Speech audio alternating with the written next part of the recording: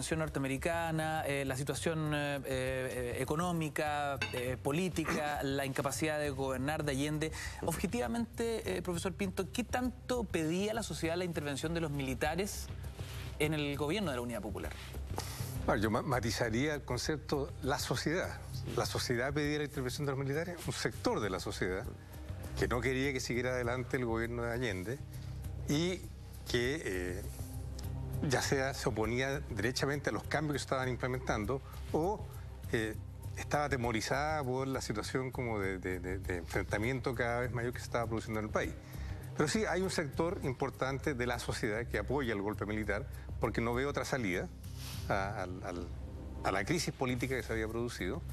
Pero en un y se piensa que los únicos que son capaces de frenar esta dinámica son los militares.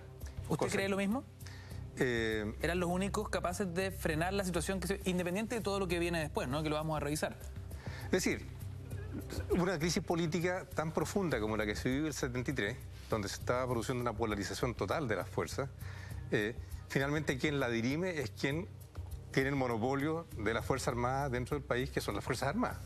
O sea, al final esto se dirime no por quien tenga las mejores razones, ¿ya? O el apoyo, digamos, del electorado, sino que quien tiene la fuerza militar. Sin perjuicio de que efectivamente en ese momento del golpe, estadísticamente había una mayoría de la población que yo creo que apoyaba el golpe. Pero en un primer momento, y esto tiene que ver con el liderazgo de Pinochet, la agenda de los militares era simplemente frenar el marxismo, derrotarlo, destruirlo ojalá, pero no había un libreto muy claro de qué es lo que se iba a hacer hacia adelante. Y durante varios años después del golpe hay pugnas precisamente dentro de las Fuerzas Armadas por ver cuál va a ser el derrotero que va a tomar este régimen. Y en esas pugnas Pinochet tiene, y insisto aquí yo, la habilidad de apostar por quien finalmente ofrece una salida más a largo plazo a esta crisis política, que es el grupo de la derecha que está por una refundación capitalista de Chile y que se expresa en los Chicago Boys. Había sectores de las Fuerzas Armadas y del propio ejército que estaban en contra de la política neoliberal. ¿Pero qué tanto apuesta podría haber sido si ya sabemos la intervención norteamericana, digamos?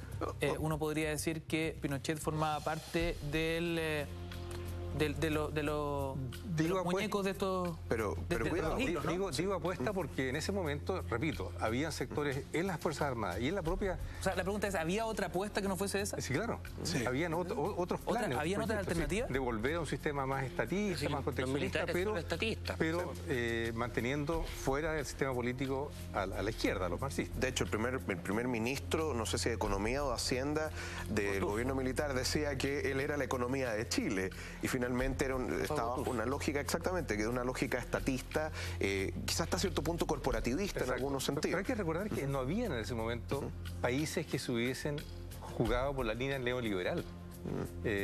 O sea, en ese sentido Chile las dictaduras desarrollistas fue un laboratorio, digamos, donde se ve si este sistema puede funcionar o no. Esto es mucho antes de Reagan en Estados Unidos, mucho antes del Thatcher en Inglaterra. Y en el momento cuando...